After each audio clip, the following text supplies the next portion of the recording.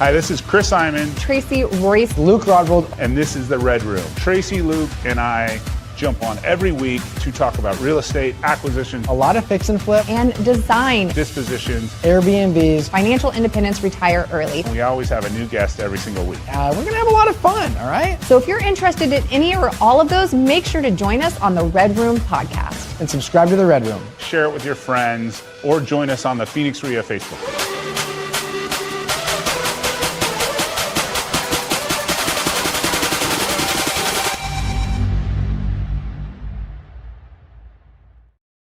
That still catches me off guard every single time. I know. Great intro.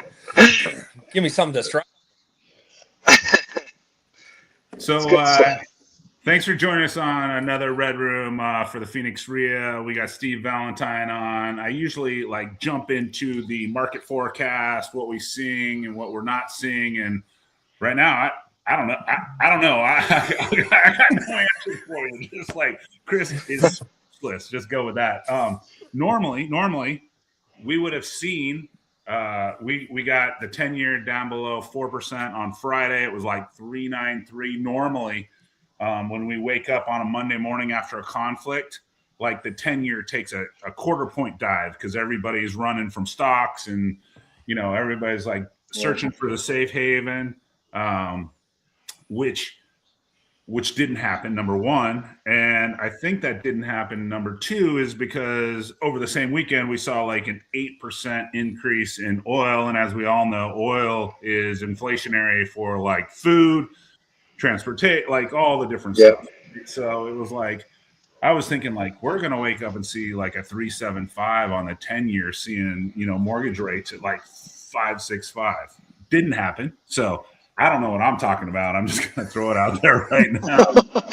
And then we also just saw it rip from 3.93 to 4.1 in a day. So, I mean, the 6% mortgage rates are probably gone for the short term.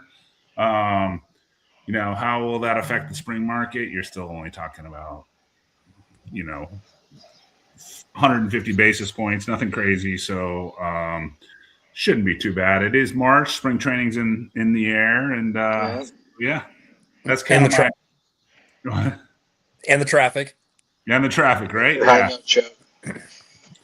Every golfer in spring training stadiums is in town. So cool. You've been on here before, Steve, and you're always kind of inspiring. Always got kind of cutting edge stuff going on. So tell us what you're doing now. Not paying attention to any industry noise, I can tell you that much. There's a lot out there. Smart. It's interesting. I was preparing to speak tomorrow and just thinking about some things, and it's fascinating. 27 years in this business, my parents doing it, me doing it, and the industry noise has never made a difference in our success. It's always been pivoting with where things are going and trying to see how to, I guess, more creatively solve for people in the noise right now. And that's really what we're focused on is we're more strategically helping see what's possible through real estate rather than just doing the typical sales perspective, if that makes sense. Yeah, for sure. What's up, Tracy? Hey, Steve. How are you? Good. How are you? Hey, guys. There she is. Love seeing you guys. This is awesome. Heck yeah, as well. So what does that look like? So obviously the normal sales process, you're out there getting leads, converting, getting houses sold. So now more focused on investment, or what does that look like? It's more focused on cutting out the noise from the consumer, and what we've gone through and kind of the process with our clients is we figured out how to apply the 1,000 flips that we've bought and the rental properties and the wealth that we've built and the problems that we've seen, and how do you equate that to the consumer?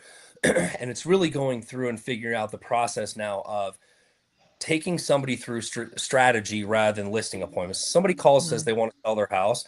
It's not about them selling the house. It's where they want to get to when they sell the house, right?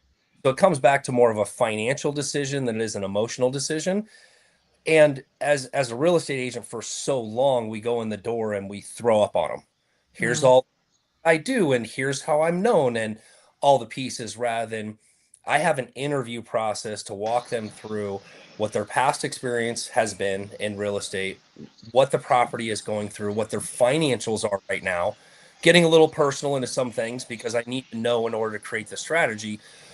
So what's different about now is that we don't sell anything. We go in and we give them options, and some options are left to the side, right? We sell wraps. We kind of determine that interview process.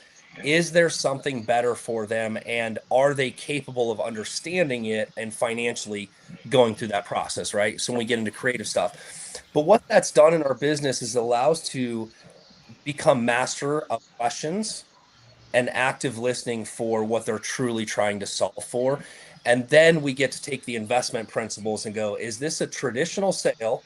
Or do we take down the road of seller carry because it's going to create income for the future? Or does it go to the road of, do we send it to Jack and do we wholesale this and we connect the dots because they need it quicker?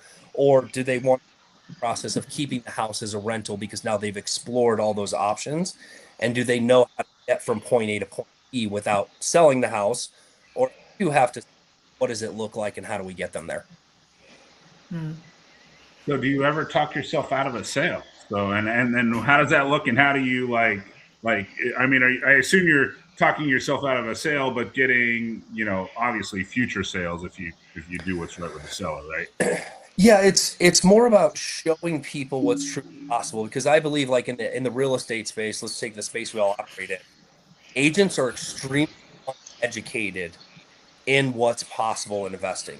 Yeah. Right? So they're scared of it. They want to do it. They see other people doing it, but they feel that there's this dividing line of I can't do real estate and be an investor.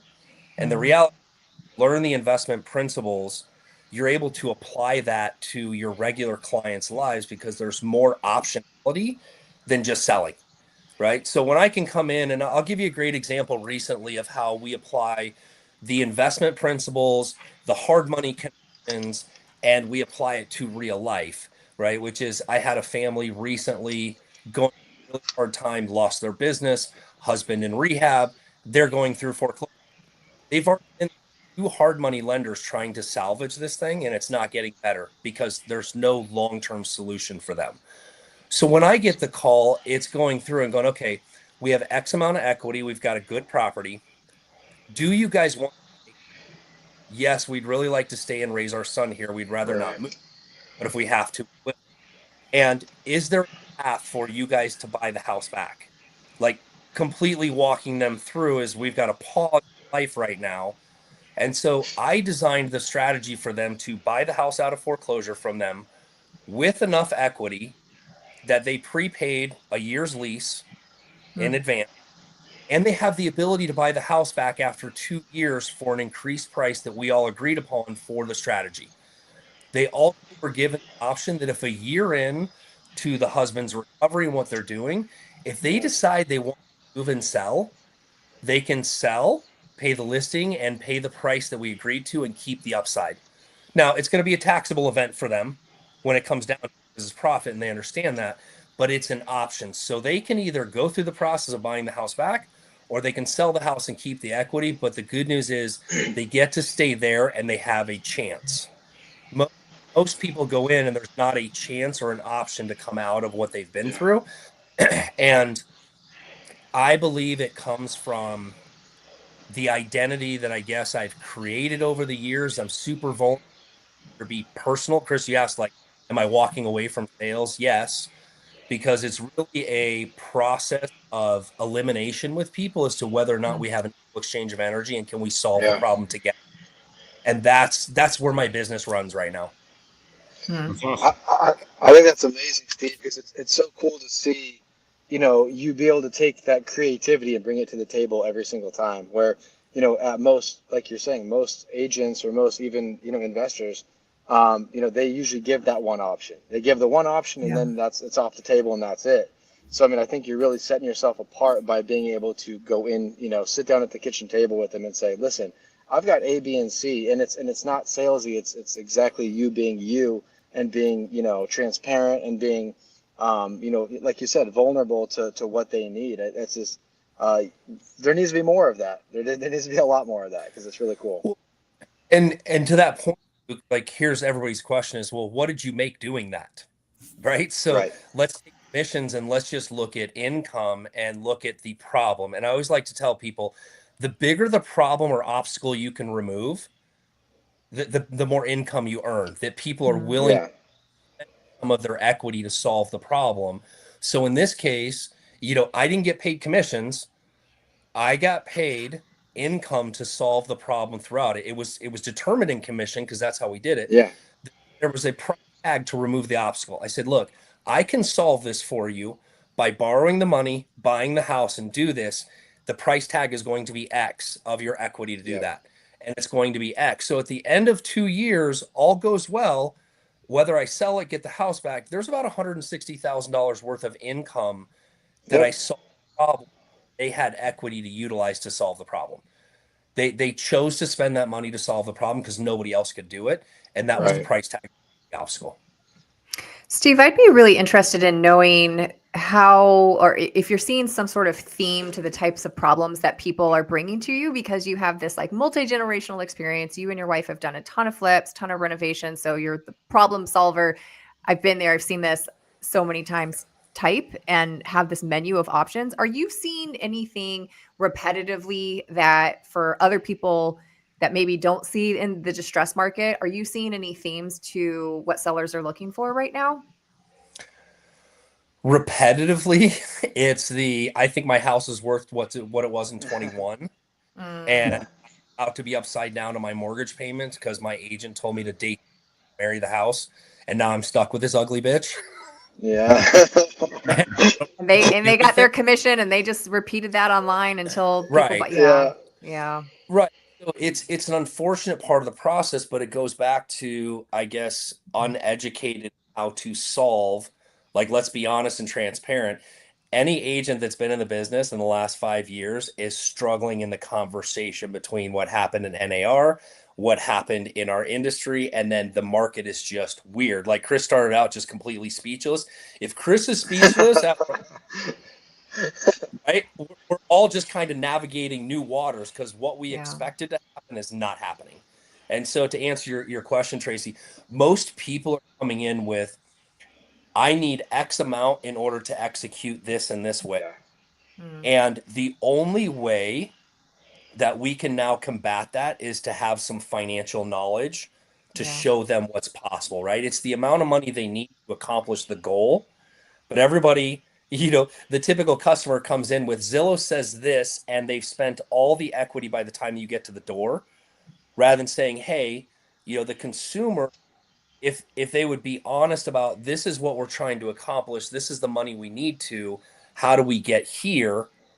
Then reverse engineer what's happening. So most people are in financial problems right now, Tracy. They either can't afford a bad rate, and some of them are just trying to determine whether or not it's still a good time to buy. Should I sell what I have? Yeah.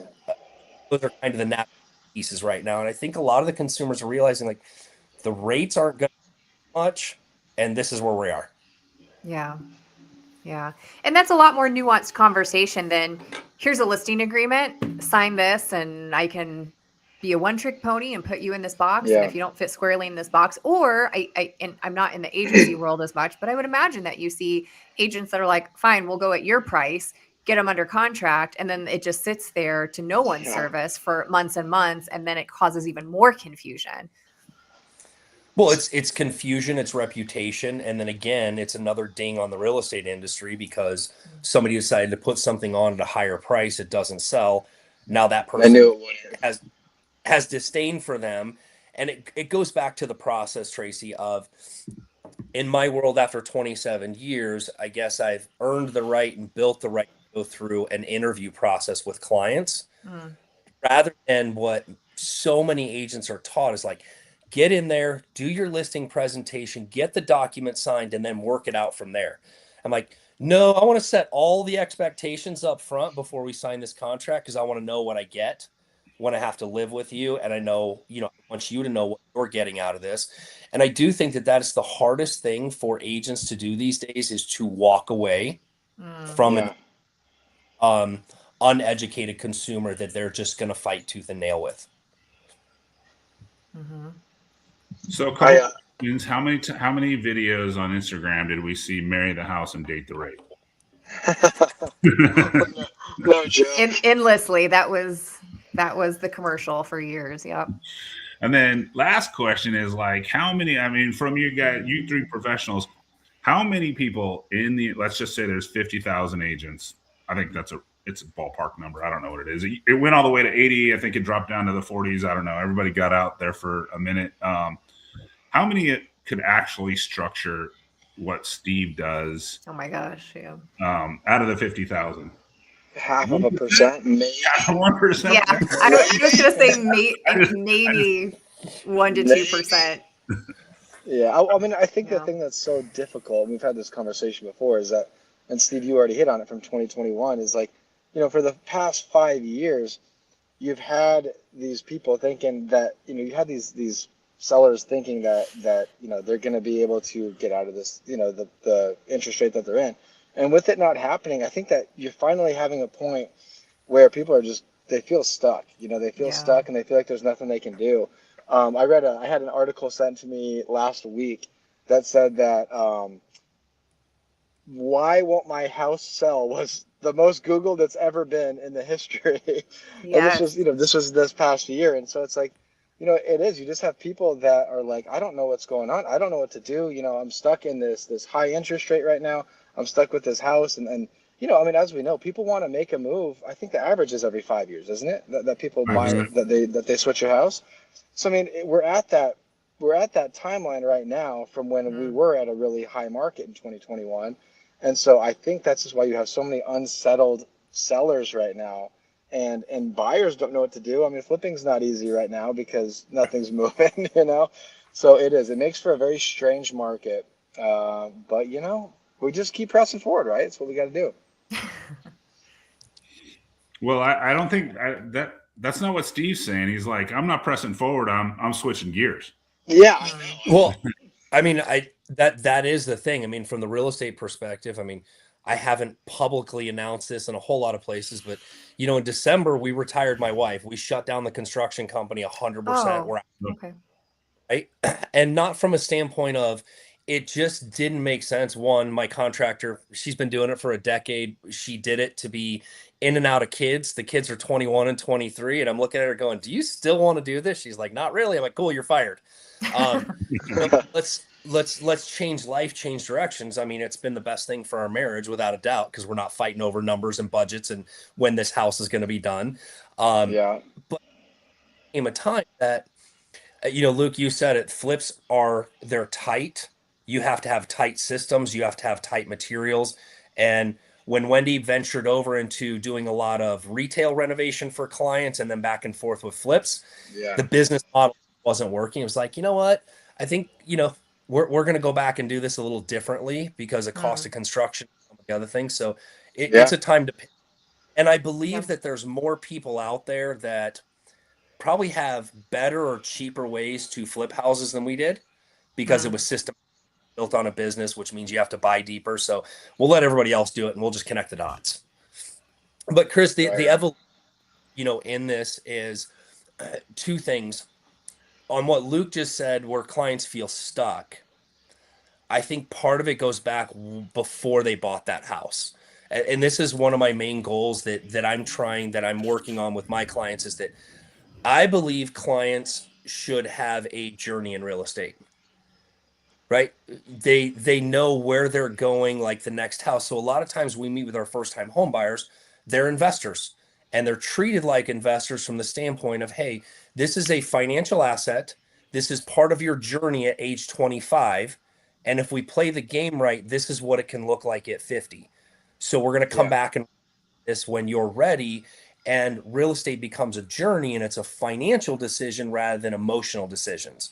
And a lot of times the agents jump into the emotion because they don't know the financial part of it, because they don't own real estate. They don't own rental properties, and they haven't been overeducated or exposed to what's possible. I mean, You guys, Chris and Tracy, I mean, you guys know that I'm third generation in this, and my dad spent a lot of time in this space, so I was definitely overexposed to it. Mm. But even after being exposed to it for 15 years, it wasn't until my dad died that I was like, oh, this is how it works, and I can make it better. Right, Mhm. right. And Well, I I think think that's He's struggling too. So hopefully he doesn't have to wait till I kick it. Jack's a good kid. I love working with Jack. wait till he hears that when he listens to this after the Yeah, exactly. Well, Steve, I'd love to circle back to something that you said earlier that you've Yeah. touched upon, which is people's journey through real estate, and then also your journey not only through real estate, but you've been open about your personal growth journey on Instagram. And I think that, regardless of what the market is doing, there's always people that are going to need help. But when the market is going up and up and up and up, and no one can do any wrong, it's easy for people to just ignore whatever their baseline financials are. However, you said something in such a way that I think that is worth repeating, which is I have earned the right to have these sort of conversations with people. And I found, like, when you're belly to belly with a seller and they're in distress, it's so much better to listen to them. There's a lot of nuance with those conversations, and then have the really honest, frank, transparent breakdown of, listen, here's your options. They might not be the best. Yeah. It might not be exactly what you wanted, but here's what we can do. And I find oftentimes sellers are so relieved just to kind of be able to off gas that stress that they've had and find someone that is willing, able, educated, trustworthy, and transparent with them to say, we're going to get through this together.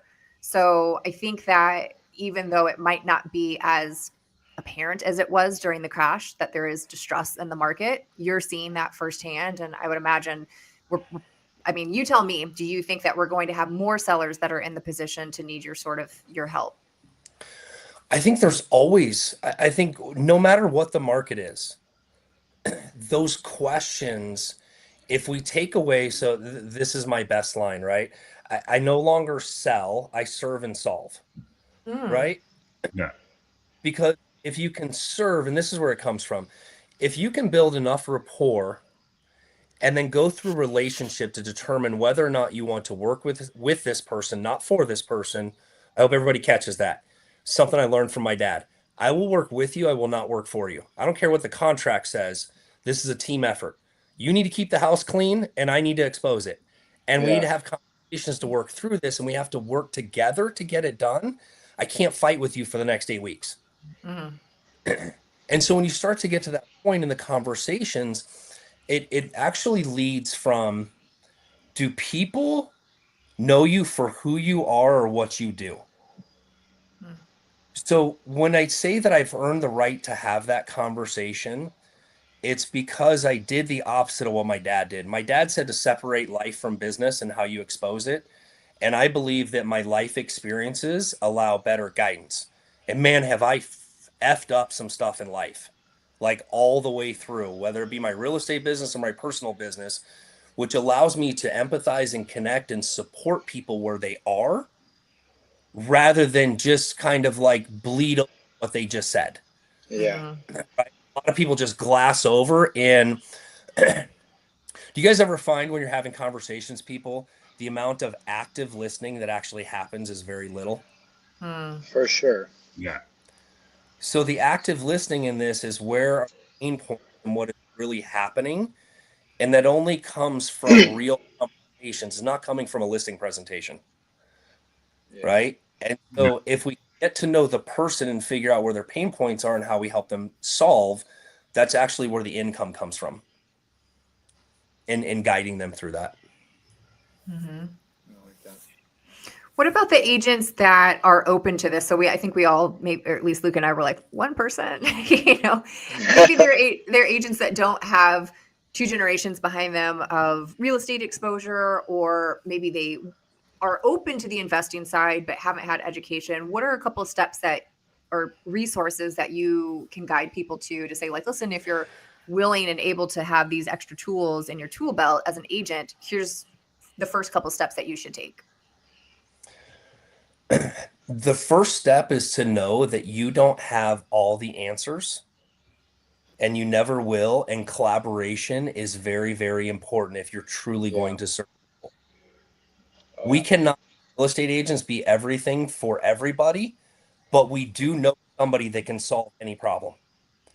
And that's where, my business evolves from, is that, hey, I want to meet with everybody that comes in to see where they solve for, but I may not be the right agent or the right fit for them.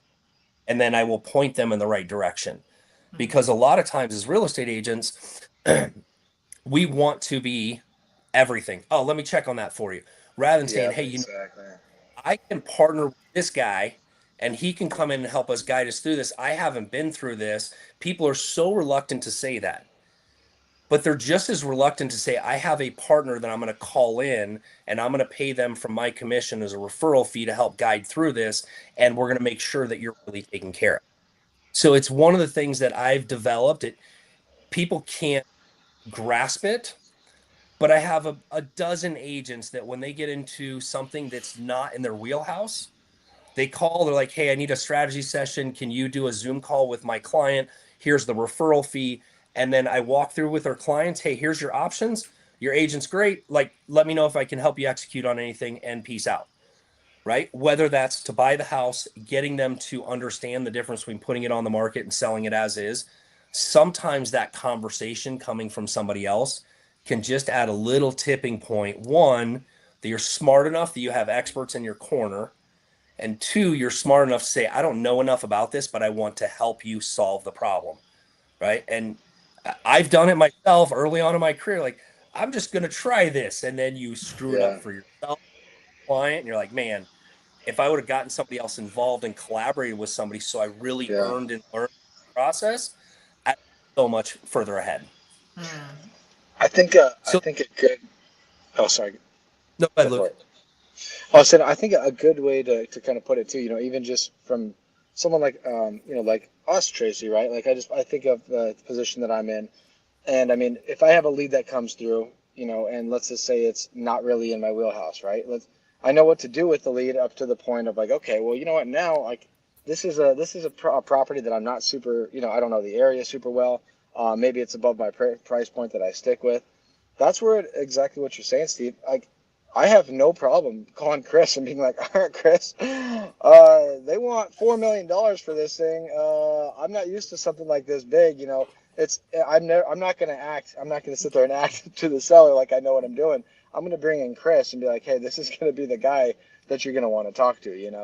And so it is. I think it's exactly what you're saying. It's nice having those people in those corners. And I think again, you have to put yourself out there at times though to be able to make those connections though, right? Like, because they don't just come out of nowhere. You don't, it's not like you just sit in your office and you're just gonna these connections are gonna come to you. I think that obviously the longer you've been in the industry, the more people you're gonna meet and the more you're gonna have under your belt for meeting these people. But I mean, I think if you are able to put yourself out there, because I know it's not easy for everybody to do that. You go make the connections with people like Chris, with people like you, Steve. It at least is going to allow you and help you to, when you are in those kind of tough positions or scenarios where you don't necessarily know what to do, to at least give them a call and say, hey, I need Yeah, help with this. absolutely. Tracy, I want to go back and answer that question. Like, what are the small things that agents can start with? One, just basic investment principles. Go to Chris' event, RIA, like the stuff that Chris talks about, the stuff on my Instagram, the small things, right? Like, what's a cap rate? Do you understand Yeah. cash on return? Do you know what houses are actually renting for? Mm. Right? Having conversations with people around the space and being curious. Like, when I tell people to understand investing, be a 4-year old. Just Mm. ask why. Why did you do it that way? Why is it done this way? Because once you start to see it, you can start to unfold it. And agents will, for the lack of transactions they're doing, it's interesting how, here's probably the best piece of advice. If agents would get up every morning and look in the mirror and realize, like, the most important person client is standing in the mirror, I need to start there, because the more that guy knows, the better off I am for my clients and value proposition. Because I can go out, I did it. When I learned from my dad when he passed, like, I started buying flips and doing things and buying rentals and going, nope, don't do it that way. I'm way better for my clients because of what I experienced, rather than sharing through some YouTube video that I saw yesterday going, you should do it this way, but we've never done it that way. It's also simple language programming. You see, I speak tomorrow, and my topic is never buy a lead again, right? We don't buy leads, we invest in connections in order to build relationships. And when you can change what I buy in versus what you're investing in, you now are looking for the return on investment in those connections, right? And there's two types of returns in our relationships in our business. There's return on life and there's return on investment. And both of them are equally as important. And if we start to understand the language programming of investing, right? We have three things: time, talent, and treasure. And if you understand where you're investing those principles, you will start to see where real estate and finances come into play on the investment side, because everything changes in that language, right? When I go and do something with my kids, like our memory trips, it's an investment, but the expected is return on life, not a return on money, right? So those are some of the small things. The other thing is, I always like to tell people, hey, you may not have the money today. Go order $500,000 of play money on Amazon, put it on your desk and go, okay, I have $500,000 to buy my first rental property. How would you do it? You start looking at the wholesale website, start practicing, start running numbers. Most people won't do it until there's something in front of them. Rather than scheduling an appointment with themselves weekly to go look at a wholesale, go run the numbers, and then follow it for 6 months and go, what happened? Right? Have the ability to call an investor and go, hey, can I buy you coffee, or can I pay you to show me what you did on this? Most people are not willing to invest for somebody else's time. You guys have all gotten these calls and DMs. Hey, can I pick your brain? Right? That's what Flip School's for. Daily. Right, exactly. Daily. It's a lot of fun. Yep. There's no, when people are not willing to provide any type of value, they have to look themselves in the mirror and understand that that's not realistic. Yeah. I mean, people are busy. What we do on a daily basis. When you get those messages, exactly like you just said, Steve. Oh, can you? I once had somebody ask me to drive an hour and a half to them. He said he'd buy me coffee, but he said he wanted to sit down for a couple hours. Yeah. I'm like, you want me to drive an hour and a half to you? So I'm like, okay, nope, no, I'm sorry, man. So your time is worth $5. Yeah, not even. yeah. Yeah, for a cup of coffee, it's unreal. Yep. It is. Yep. It's crazy. Yep. So I think you said the answer to this question, but I was, as I was listening, so you're not necessarily buying leads anymore. You're just investing your time into more connections with real estate agents, right? Is that the Correct? Yep. Okay. Yeah. The goal is to take. Here's where I'm at in my career, and I think any agent can do this if they started off this way, is to start having more quality relationships. Actually, I talked about this earlier. I'm like, I bet you your CRM looks like half the hoarder houses we go to. Here, it's stacked over here. I might come back for that down the road. It might buy a house. I don't know. And you just have no, which means you have all this crap. And I don't like to consider my database. I want to consider it community, because I believe if I can share more with people and what's going on in life and the day-to-day things that we're doing, the more they know what we do and the more they know how we do it, which is more of a shareable event for them than it just is, hey, look at the house that I sold last week. Yeah. Well, what's the best way for people to contact you if they want to, help join your network? Well, pick your brain. Instagram is, yeah, pick my brain. Actually, guys, I hate that phrase so much. It annoys me so badly. It will be, actually, I'm really excited to do this, and it's the first time. It's not on my Instagram yet, but it should be in the next couple of days. Is that I decided through all the things that I've been doing and all the things that I've experienced is, how do I help more real estate agents cross this threshold? And it's not through a course, right? What I've experienced is through a journey. It's a lot of different things. And so in a couple of weeks, every Wednesday, it's an hour call. I'm basically, the first 30 days is free, and it's $50 a month after that. But all I want to do is go through and break down these strategies and show people where these things apply, where the investment principles apply to their day-to-day life with their clients, and where they can start applying to themselves and their own wealth building process. And I really share this from the bottom of my heart is that, when my dad passed as a real estate agent of 40 years and worked with some of the biggest investors here, my dad died working for one of the greediest investors ever. They gave my mom two middle fingers after my dad died and took all 500 properties with him. That was devastating because of the promises he made to my dad that he would retire off the sale of these things. And so now I just look at him like, look, if you are dependent on people to build your wealth through sales, you're going to be sadly retired. And until you take control of the lesson of understanding what real estate and what you're capable of and the knowledge that you have in this business and start applying it to your own life, you'll never retire through sales. You'll continue to be the guy throwing out open house signs at 65. And once you start to understand the investment and the wealth building journey, it's not over. You're connecting the dots and showing people how it's possible. And I love where I get to teach people that everything that you need to invest and start your journey is inside your people. Because I've used some hard money lenders, but majority of my lending came from teaching people how to invest their money with me. Yeah. It was never hard money sources. It was like, hey, Fred and Ethel have $500,000 that's getting 3%. I can show you how to my bank. This is, we're going to increase your wealth and income, and I'm going to win with you. Does that sound good? Yeah.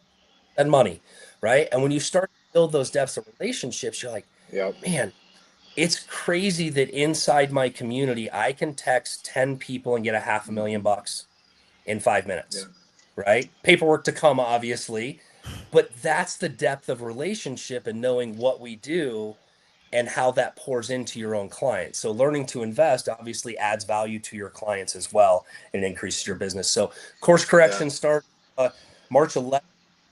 It'll be on my Instagram tomorrow. You can sign up for there. The ride's free for the first 30 days. And I really want to show them what's truly possible in this. That's awesome. That's incredible. What an amazing value. So for you agents listening, please take advantage of that. And thanks for letting us be one of the first to hear. That's super exciting. Heck yeah. Well, Cool. Well, we appreciate you jumping on, and I'll probably in the next 6 months, 9 months, I'll be reaching out, and we're going to want to catch up on this story. So Absolutely. Well, I appreciate you guys. Thanks for having me on today. Great stuff, Steve. Of course. Thanks, Steve. Thanks, guys. Yeah. Hey, thanks for watching that episode. And this is the start of your real estate journey. There's over 100 episodes and a bunch of playlists. And please hit subscribe before you move on to the next video.